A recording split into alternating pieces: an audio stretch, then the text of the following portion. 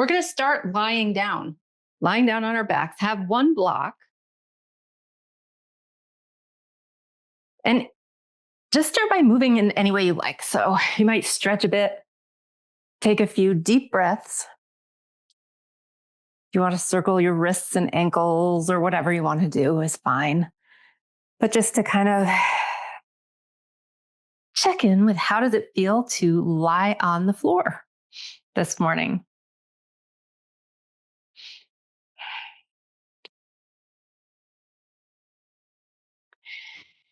And then if it feels okay to pull your knees in towards your chest, go ahead and do that.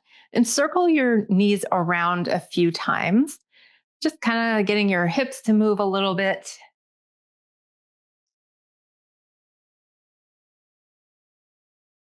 And circle them in the opposite direction if you haven't already.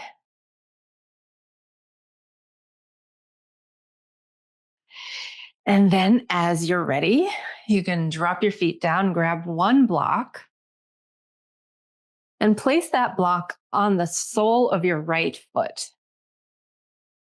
And then press that foot up as you're able to press it up so that you can balance the block on your foot. Just notice, like, what does it take to keep the block up there? Do you need to bend your knee? Do you need a little Velcro? Sometimes I feel like Velcro would be the key to this.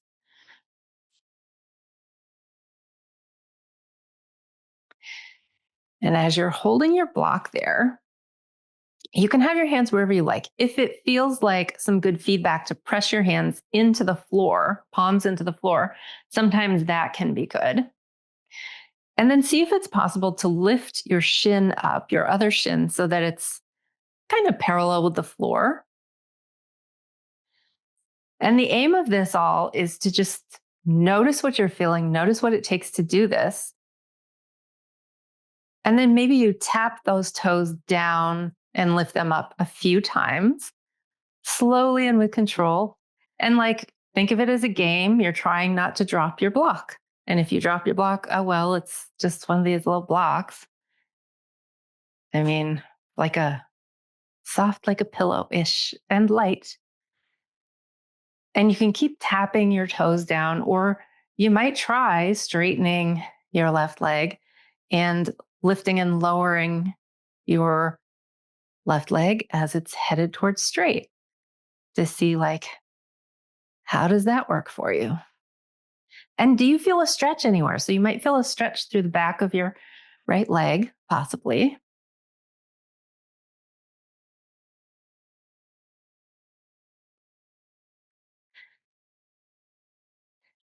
And you can keep doing either the toe taps or these kind of scissor moves. Or if you would like, you could start free forming some movement with that free leg. So your aim is to keep your right leg pretty steady. If you drop your block again, no big deal. Oh. And the more movement, obviously, the more chances you have to drop your block. But can you stay lighthearted and just kind of think of this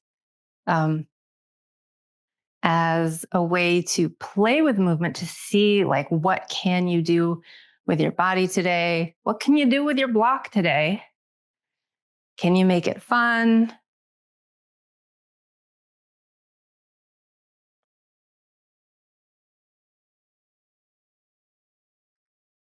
Awesome.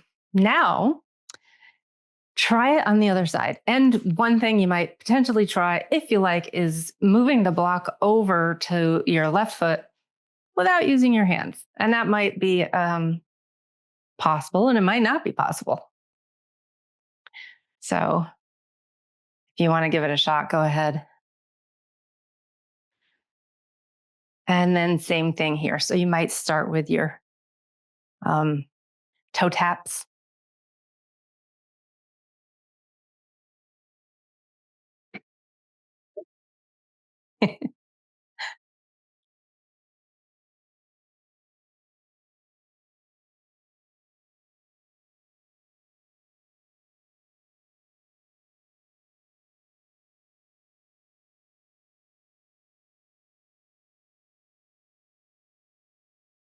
And then the possibility of straight leg lifting up and down.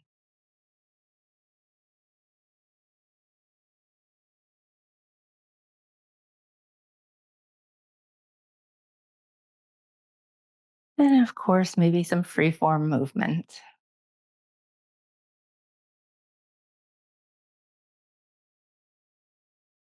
So this is really going to, excuse me, there's a lot of something in the air. This is really going to help us work on proprioception, knowing where we are in space. Because in order to keep that block up there, we really need to keep that foot pretty parallel to the ground, keep that leg pretty still. And the more movement we create with the rest of our body, the more difficult that's going to be.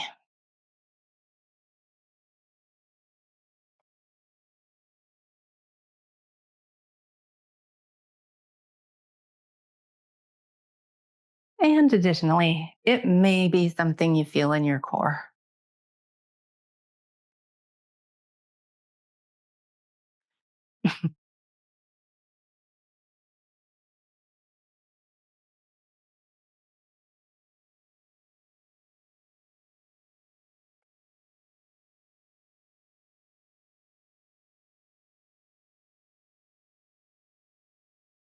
And when you're ready, you can let that go. Take your block, set it aside. Maybe try a few windshield wipers with your feet out to the side, dropping your knees from side to side.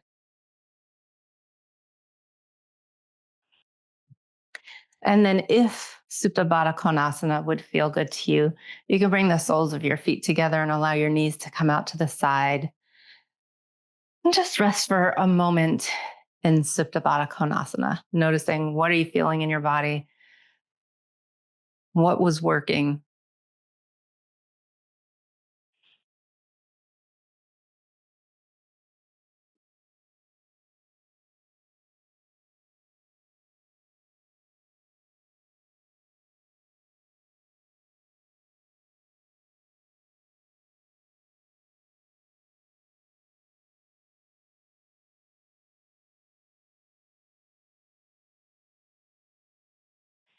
As you're ready, you can come out of Supta Baddha Konasana and come up on your forearm. So you're going to have your legs out in front of you. You're up on your forearms. Grab your block, lift your legs, and place your block on top of your shins.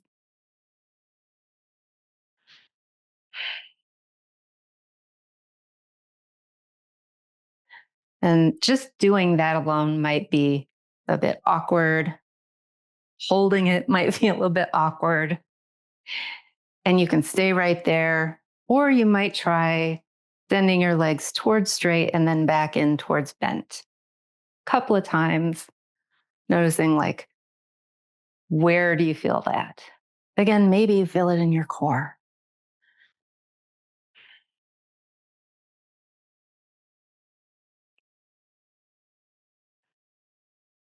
And you might find a little bit of freeform movement here as well.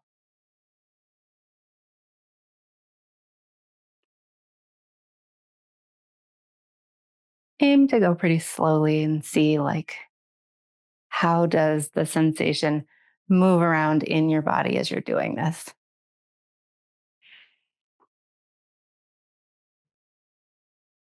And then as you're ready, you can come up to seated. You okay?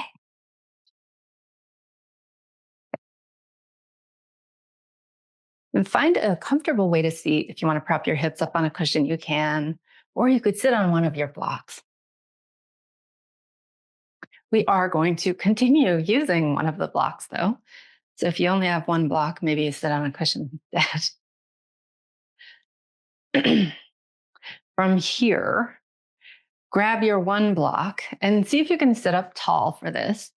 And pay attention to where your neck is in space. And this may or may not be possible, but can you pass that block behind your head to your other hand, possibly without bringing your neck forward? So like that might require a lot of shoulder movement. And it might not work for everybody, but give it a try a couple of times.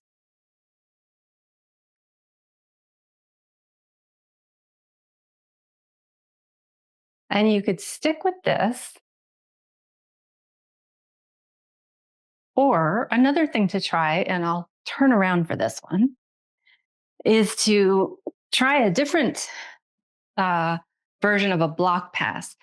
So your top arm will come behind your head, your bottom arm will come from beneath, and you will see if it's possible to pass the block between them.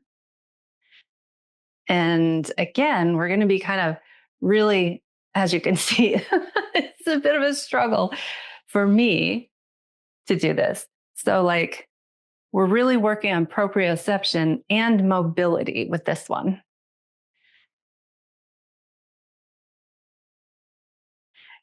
And it might require, like, maybe your hands don't meet at the block, so you might have to drop the block into your hand. And that's okay.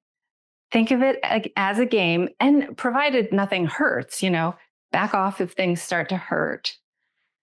Maybe the game becomes, I'm going to find my own game stuff. And that's totally cool. If you can keep a sense of play with these practices, with these games today, this is just really based on getting us to move in novel ways, building more proprioception.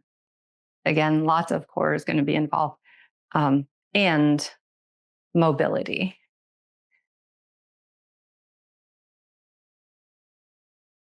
So you might compare the two, the passing the block behind your head versus passing the block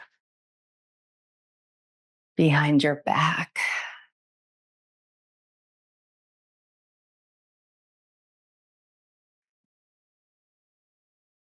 And this one, passing the block behind my back from my top arm to my bottom arm, the first few times I find that it's really confusing.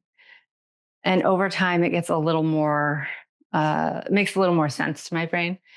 So do that just a couple more times, and then you can let that go.